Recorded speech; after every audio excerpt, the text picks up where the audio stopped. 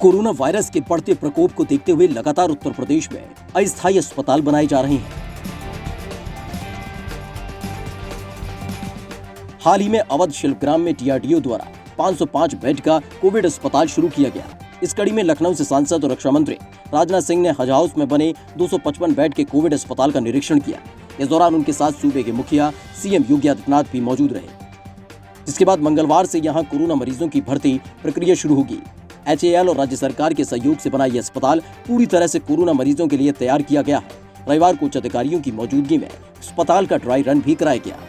इस अस्पताल में पर्याप्त ऑक्सीजन सप्लाई की व्यवस्था की गई, जिसमें रोगियों को किसी तरह की असुविधा न हो। ये अस्पताल L2 और L3 बेड सुविधा से लैस है। इस कोविड अस्पताल में कुल 255 बेड हैं, जिनमें 25 वेंटिलेटर, 100 HFNC और 130 ऑक्सीजन युक्त बेड हैं। इस अस्पताल को HAL कोविड अस्पताल के नाम से जाना जाएगा। आपको बता दें कि इस अस्पताल में केयर इंडिया NGO के माध्यम से डॉक्टर्स, नर्स और पैरामेडिकल स्टाफ सपोर्ट की व्यवस्था की जा रही है। इस दौरान सांसद राजनाथ सिंह ने कहा कि यूपी सरकार की सराहना WHO ने भी की है। आगे उन्होंने कहा कि देश के सभी केंद्र और राज्य सरकारें कोरोना को लेकर काफी तेजी से काम कर रही हैं। मित्रों, डिफेंस मिनिस्ट्री की हिंदुस्तान एरोनॉटिक्स लिमिटेड और उत्तर प्रदेश सरकार के सहयोग से यह 255 यह बेड्स का यह बनकर यह कोविड हॉस्पिटल यहाँ पर तैयार हुआ है।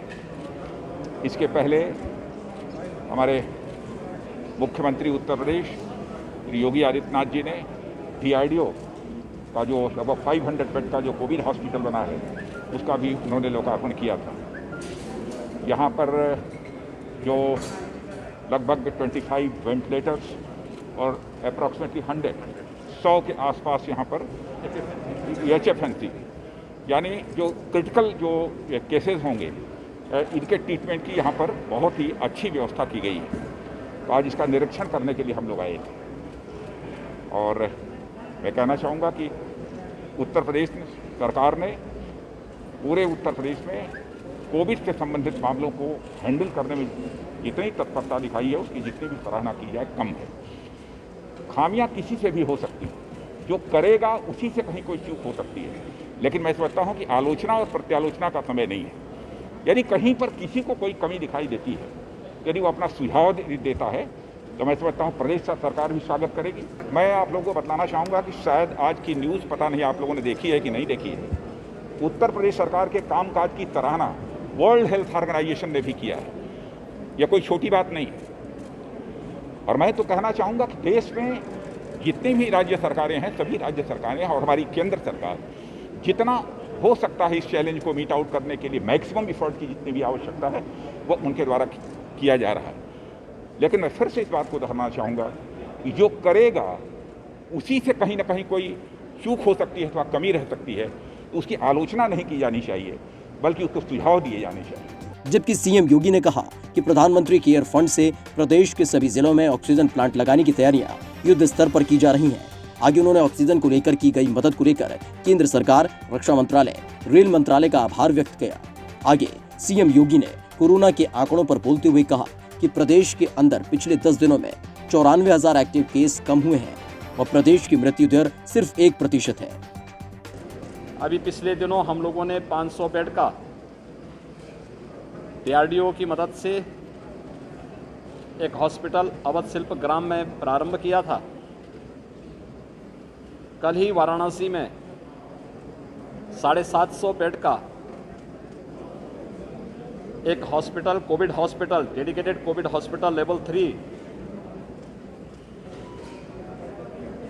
स्तर का कोविड हॉस्पिटल वाराणसी में प्रारंभ हुआ है और आज 255 बेड का डेडिकेटेड कोविड हॉस्पिटल HAL की मदद से लखनऊ में फिर से प्रारंभ हो रहा है।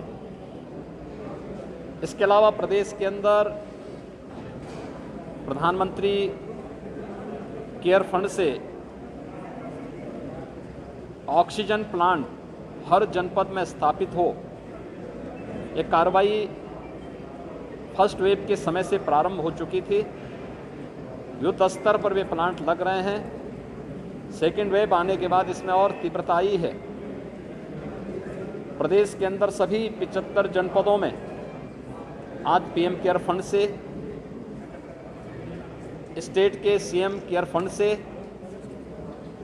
गन्ना विभाग के द्वारा, स्वास्थ्य विभाग, चिकित्सा शिक्षा विभाग और CSR से, जिसमें DRDO भी हमें बड़ी मदद कर रहा है। 300 ऑक्सीजन प्लांट हम लोग अलग अलग जनपदों में स्थापित कर रहे हैं। भारत सरकार के सहयोग के लिए और खासतौर पर रक्षा मंत्रालय के द्वारा आपदा के संकट में वायुसेना के विमानों के माध्यम से ऑक्सीजन टैंकर को पहुंचाने में मदद करना, रेल मंत्रालय के द्वारा ऑक्सीजन एक्सप्रेस के माध्यम से ऑक्सीजन की आपूर्ति को सुनिश्चित करने की जो व्यवस्था की गई है, मैं इसके लिए हृदय से आभार व्यक्त करता हूं। प्रदेश के अंदर पिछले 10 दिनों में 94,000 एक्टिव केस कम हुए हैं।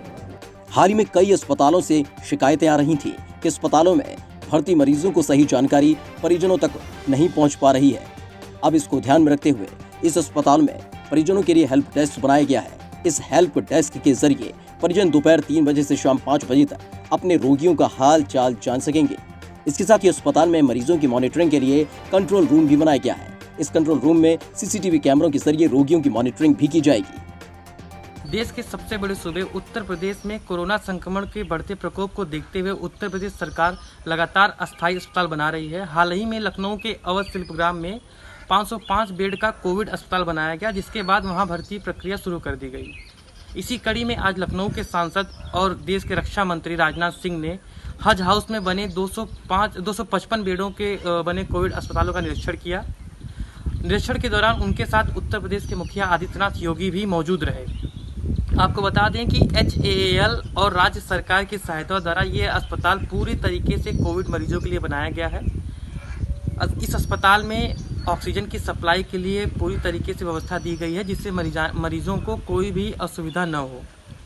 निरीक्षण के दौरान आदित्यनाथ योगी ने बताया कि काफ़ी दिनों से एक शिकायत आ रही थी कि मरीजों को उनके परिजनों से नहीं मिलने दिया जा रहा है, उनके घर वालों से नहीं मिलने दिया जा रहा है, जिसके लिए इस अस्पताल में हेल्प डेस्क बनाया गया है, जिसमें आप दोपहर 3 बजे से शाम 5 बजे तक अपने मरीजों के बारे में जान सकेंगे। और मॉनिटरिंग के लिए एक कंट्रोल रूम भी बनाया गया है कि मरीजों पर CCTV कैमरे से नज़र रखा जाएगा, जिससे उनकी हुई कोई परेशानियों पर ध्यान दिया जाएगा। कैमरामैन अविनाश के साथ अभिषेक दुबे, माई भारत।